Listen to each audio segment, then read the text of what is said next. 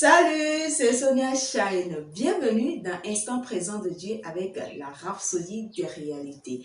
Qu'est-ce que c'est la Rhapsodie des réalités? C'est le livre écrit par l'homme de Dieu, par ce Christ, Oya Kilome, et qui, moi, m'a béni quand j'ai été en contact avec et qui continue de me bénir d'ailleurs. Donc, j'ai décidé de partager avec vous ici sur cette plateforme les bénédictions de ces enseignements-là. C'est un livre qui renferme des enseignements basés sur la parole de Dieu et chaque jour avec un thème et un développement qui va avec. C'est un livre qui sort par mois. Je suis très heureuse de vous retrouver encore pour ce premier rendez-vous de la semaine.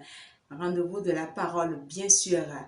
Vous savez, nous avons encore affaire avec un thème très intéressant, un thème qui va nous permettre de comprendre davantage la vie chrétienne. Avant de rentrer dans l'enseignement d'aujourd'hui, permettez-moi de vous demander comment est-ce que vous allez. J'espère que vous avez passé un bon week-end. Quant à moi, je rends grâce à Dieu. J'espère que vous avez gagné aussi. Moi, j'ai gagné, triomphé de tous les côtés. Alléluia. Je tiens à présenter toutes mes excuses pour n'avoir pas publié, sinon posté de vidéo le vendredi. J'étais contrainte à une situation qui a fait que, bon, je n'ai pas pu produire de vidéo vendredi. J'espère que je suis excusez, je suis pardonnée. Le thème d'aujourd'hui, vous savez, au-delà du fait que la vie chrétienne est une vie de foi, c'est aussi une vie de grâce.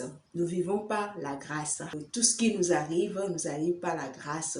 Nos réussites, nos succès, nos victoires dans la vie, c'est par la grâce de Dieu. Oui. Et c'est autour de ce mot-là se construire l'enseignement de ce jour. Pasteur l'a titré comme suit: grâce sur grâce.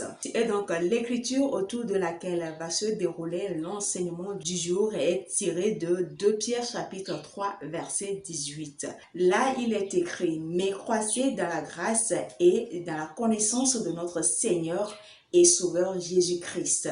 À lui soit la gloire maintenant et pour l'éternité. Amen. Donc pasteur démarre l'enseignement par une question. Il dit: savez-vous que vous pouviez marcher dans une grâce toujours croissante? Et c'est ce que Dieu veut pour notre vie d'ailleurs. Grâce sur grâce. De sorte que peu importe les défis auxquels vous êtes confrontés, la grâce pour les surmonter est disponible pour vous. Alléluia, que c'est merveilleux. Oui, la vie chrétienne, comme je l'ai dit au début, c'est au-delà de la foi, c'est également une vie de grâce. Nous devons être conscients de cela, que notre vie que nous vivons, c'est une vie de grâce. Pourquoi je dis que c'est une vie de grâce? Des fois, certaines situations que nous traversons bien, dans lesquelles nous sortons du point de vue des hommes, de l'humain, c'est inimaginable qu'on puisse triompher de cette situation, qu'on puisse s'en sortir. Mais c'est parce que tu es un enfant de Dieu, tu es une nouvelle créature. Ta vie n'est pas une vie ordinaire, c'est une vie de grâce, c'est une vie qu'on ne peut pas comprendre. C'est-à-dire que tes progrès, tes réussites, tes exploits, ce ne sont pas des exploits qui viennent de tes efforts. Non, ça vient de la grâce de Dieu qui œuvre dans ta vie. Et c'est ce que nous voyons dans Jean chapitre 1, verset 16, et qui dit et nous avons tous reçu de sa plénitude et grâce pour grâce. Donc la version amplifiée de ce même verset nous dit quoi? Car de sa plénitude, c'est-à-dire que la surabondance de sa grâce et de sa vérité, nous avons tous reçu grâce sur grâce, les bénédictions spirituelles sur bénédictions spirituelles, faveur sur faveur et don sur don. C'est en cela que j'ai l'habitude de dire que nous, en tant que nouvelle créature, en tant qu'enfants de Dieu, notre vie n'est pas une vie ordinaire. Nous ne vivons pas de façon ordinaire. Notre vie, c'est une vie surnaturelle parce que c'est une vie de grâce. Tout ce qui nous arrive, tout ce que nous faisons, toutes nos réussites, nos succès, c'est par la grâce. Quand on est enfant de Dieu, on doit reconnaître cela et attribuer ces mérites-là à Dieu. Parce que aussi en disant que la version grecque de ce même verset dit que grâce entassée sur grâce entassée. Alléluia. Donc cela englobe les bénédictions spirituelles, faveurs et dons. Alléluia. Donc chaque jour, nous devons être conscients que nous avons la grâce pour tout ce dont nous avons besoin.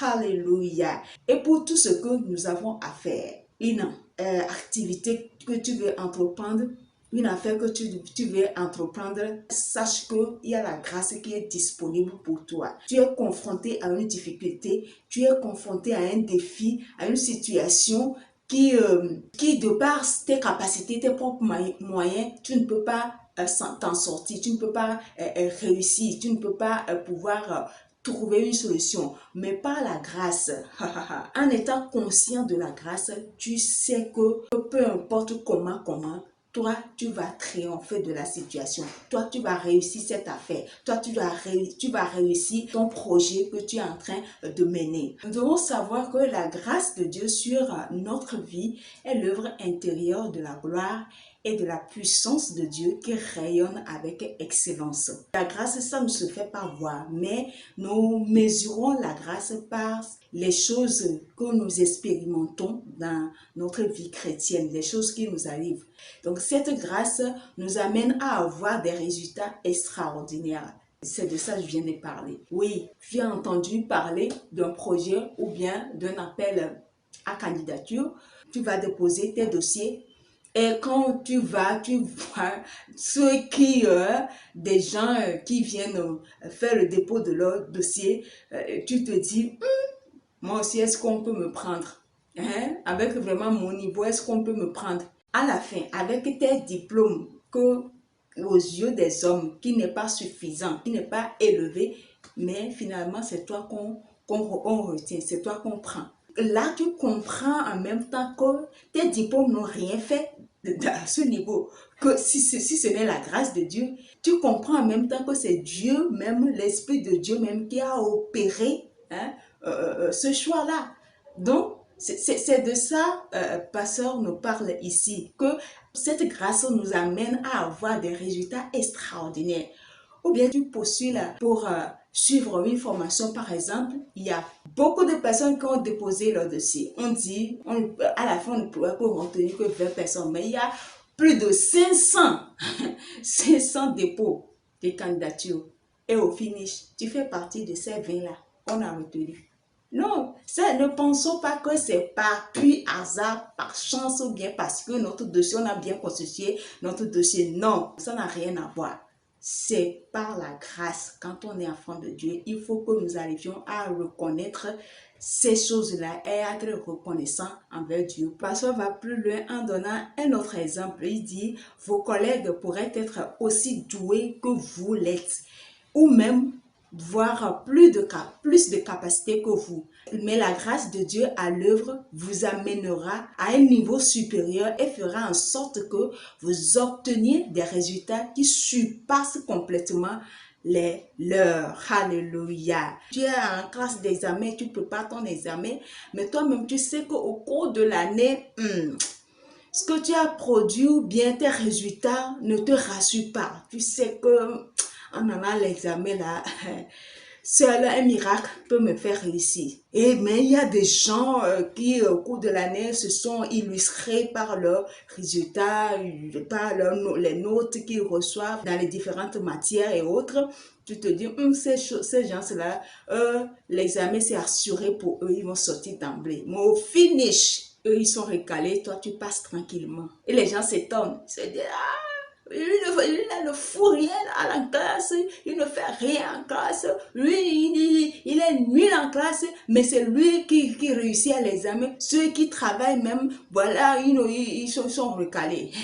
Toi, ça ne te regarde. Toi, tu as juste fait confiance en Dieu. Tu sais que de par tes propres capacités, tu ne pourras pas. Donc, tu as décidé de remettre ton sort à l'Éternel. Et voilà, il a fait le reste du travail. Donc, c'est comme cela la vie chrétienne. Donc, le pasteur dit que, en tant que nouvelle créature, en tant qu'enfant de Dieu, la promotion dans notre vie signifie plus de grâce quand nous recevons des promotions, que ce soit dans la maison de Dieu ou bien sur le plan professionnel ou bien dans la vie active, soyons conscients que cette promotion, c'est l'augmentation de la grâce. Donc, le pasteur dit que si quelqu'un est promu avec plus de responsabilités, sans la grâce dans votre vie, le pasteur dit que vous ne pouvez peut-être pas réussir cette responsabilité qu'on vous a confiée sans la grâce. Par cet exemple-là que le pasteur vient de nous donner, nous comprenons comment cela fonctionne à partir d'un simple verset dans la Bible.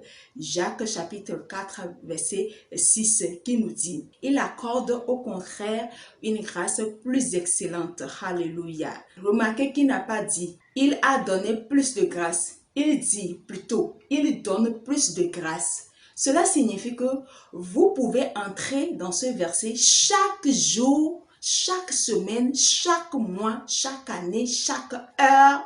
C'est une parole qui est active et peut être activée à tout moment.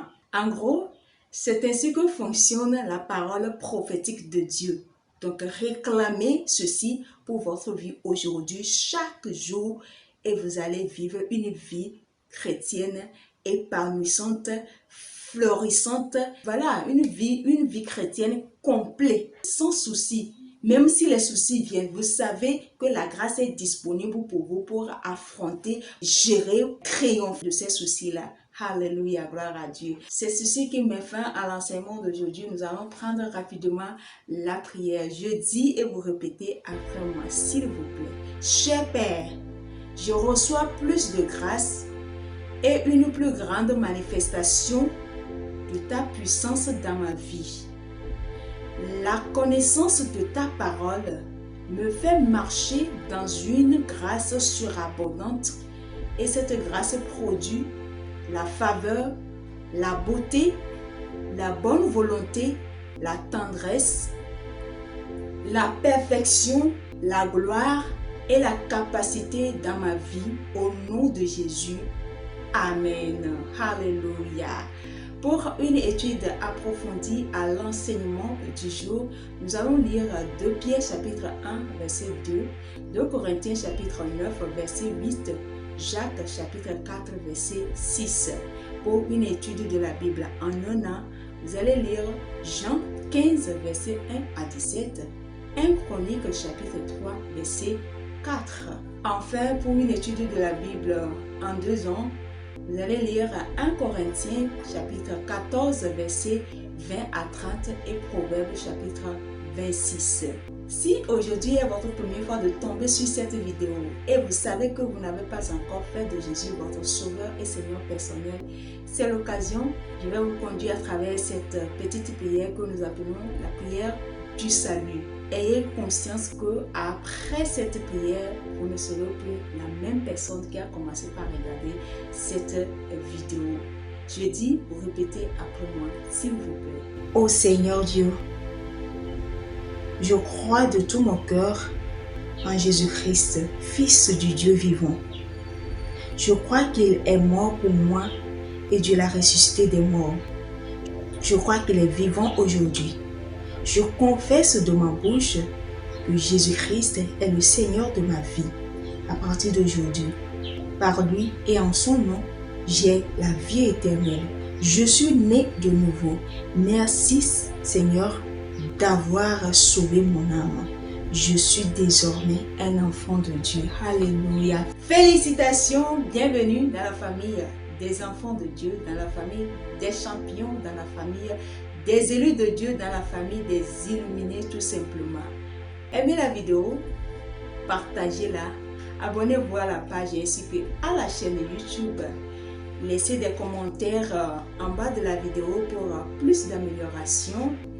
Activez la cloche de notification pour ne pas rater notre prochaine publication. Si Jésus tarde à revenir, je vous donne rendez-vous sur mercredi prochain.